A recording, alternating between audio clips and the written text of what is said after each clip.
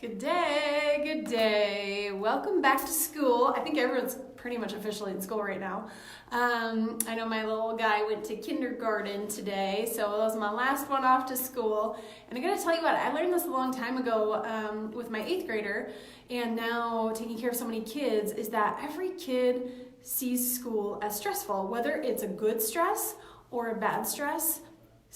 Our body perceives it as a stress. It's going to be a change in schedule. It's going to be a change in routine. It's going to be a change in environment, a change in learning in their brain. And what we have to do as parents is to be able to provide them with an outlet for that stress. So whether it is an excitable stress and they're like bouncing off the walls, so they have so much energy, the last thing you want to do is keep that energy contained and not let them have an activity to get it out. So if your kid's that bouncy one after school, let them run it out, go to gymnastics, go to swim, whatever you can do. And here's a couple really great things.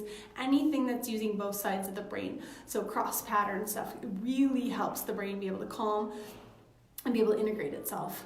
Second thing, if your child is the stressed, maybe anxious one, once again, stress harbored inside, even though it's anxiety, we say anxiety is excitement without breath. You just keep it inside. They're going to need an outlet for that. So whether they need to talk about it, they need to hug about it, they need to maybe sit by themselves and do a puzzle or Legos or just color, depending on their age, maybe go for a walk and have a conversation with them. The same thing you can do to get them to use both sides of the brain is going to help them be able to calm that brain down. And some of your kids might be super tired after school and the lethargic ones because their brains are working so hard. It's the same thing that they're going to need, cross pattern, and let them be able to calm themselves and you know, let them lead the conversation.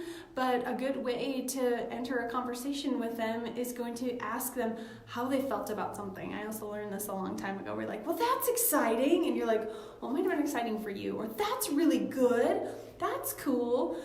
Instead of suggesting to them how they should feel, actually ask them how they feel. How did that make you feel? And you can, of course, give your suggestions if you'd want, because you can let them know, like, that would make me really excited. Tell me why that upset you.